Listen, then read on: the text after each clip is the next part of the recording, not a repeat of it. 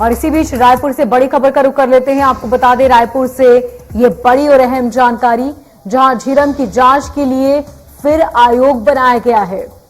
राज्य सरकार ने जांच आयोग का गठन किया। ये बड़ी जानकारी रायपुर से दे रहे हैं, जहां पर पिछली जांच आयोग की रिपोर्ट को सरकार ने नकार दिया है और 30 सितंबर को खत्म हो चुका था आयोग का कार्यकाल। जस्टिस सतीश अग्निहोत्री की अध्यक्षता में नया आयोग बनाया गया और ये नया आयोग अब दोबारा झीरम की जांच करेगा। आपको बता दें कि झीरम की जांच के लिए जो आयोग पहले बनाया गया था, उसने भी एक रिपोर्ट तैयार की थी, लेकिन उसकी रिपोर्ट को नकार दिया गया है और अब दोबारा आयोग का गठन किया गया, जो कि दोबारा झीरम हमले की जांच करेगा। और झीरम हमले में आखिर कौन दोषी है, इसको लेकर भी पूरे रिपोर्ट सरकार को सौंपी जाएगी। जस्टिस सतीश अग्निहोत्री की अध्यक्षता में नया आयोग बना है। उच्च न्यायालय के पूर्व न्यायाधीश अग्निहोत्री, जो अब इस पूरे मामले में जांच करेंगे। आपको बता दें कि पिछली जांच आयोग रिपोर्ट को सरकार ने नकार दिया और 30 सितंबर को खत्म हो चुका था आयोग का कार्यकाल। सरकार ने कहा कि जस्टिस सतीश अग्निहोत्री की अध्यक्षता में अब नया आयोग बना है, जो कि झीरम हमले की जांच करेगा।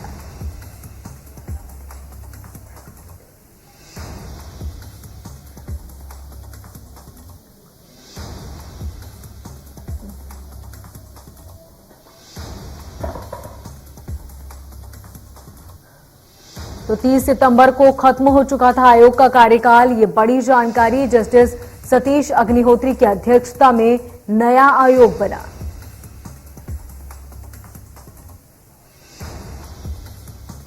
और इस खबर पर ज्यादा जानकारी के लिए हमारे संवाददाता अमित फोन लाइन पर बने हुए हैं। जी अमित, तो ये जो पूरी जांच आयोग जो दोबारा जांच रिपोर्ट करेगा, क्या कुछ जानकारी है? कब तक जांच रिपोर्ट सौंपनी होगी और जो पुरानी रिपोर्ट को नकार दिया गया, उसकी क्या वजह है?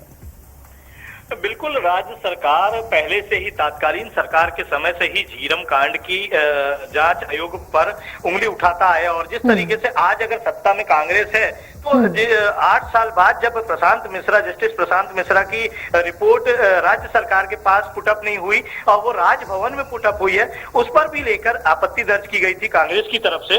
और इस पर काफी कानूनी विशेषज्ञों से सलाह लेने के बाद राज्य सरकार ने एक नया आयोग का गठन किया है, क्योंकि उनका कहना है कि 30 सितंबर 2021 को कार्यकाल समाप्त हो चुका है जस्टिस प्रशांत मिश्रा जांच आयोग का।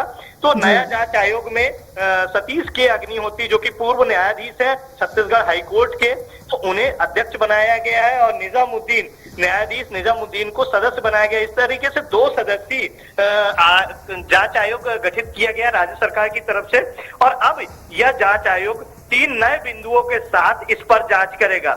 और 3 नए बिंदुओं की बात करें तो उसमें ये सब बातें शामिल है कि क्या घायल अवस्था के समय उन्हें चिकित्सा व्यवस्था उपलब्ध कराई गई थी कि नहीं, और साथ ही इसकी पुनरावृत्ति, इस घटना की पुनरावृत्ति ना हो उसके लिए क्या प्रावधान किया गया था कि नहीं। इस तरह की सारी चीजें इसमें सिर से शामिल की गई है नए सिरे से। और 3 नए बिंदुओं के साथ अब नया जांच आयोग एक तरह से अब जांच करेगा। अब देखना यह है कि उस जांच आयोग का कार्यकाल 3 माह का था, लेकिन 8 वर्ष बाद रिपोर्ट पुटअप हुई है और अब नया जांच आयोग बना है। तो अब इसकी जांच रिपोर्ट कब पुटअप होती है, ये आने वाला समय बताएगा। जी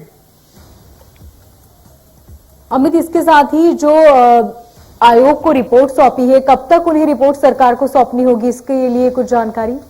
अभी जैसा कि जो प्रशांत मिश्रा जो पूर्व जांच आयोग रहा है, उसकी रिपोर्ट राजभवन पहुंची हुई है और इस समय राज्यपाल अनुसुईया उइके दिल्ली दौरे पर है। वो लगभग 13 तारीख को छत्तीसगढ़ पहुंचेंगी। तो इस दौरान जब वह आएंगी, वो कितने समय तक रोक सकती हैं राज्यपाल का रिपोर्ट, क्योंकि उनका कोई अधिकार क्षेत्र जो है वो लंबे समय तक भी रोकी जा सकती है। और जब राज्य सरकार के पास रिपोर्ट आएगी और विधानसभा पटल पर आएगी, तब जाके वह सार्वजनिक होगी। ठीक अमित, बहुत शुक्रिया तमाम जानकारी के लिए। तो आपको बता दें कि 30 सितंबर को जो रिपोर्ट सौंपी गई थी, उसको लेकर भी इनकार किया गया है। झीरम की जांच के लिए अब दोबारा आयोग बनाया गया है और यह आयोग झीरम घाटी जांच की रिपोर्ट तैयार कर सरकार को सौंपेगा। आपको बता दें कि पिछली जांच आयोग की रिपोर्ट को सरकार ने नकार दिया है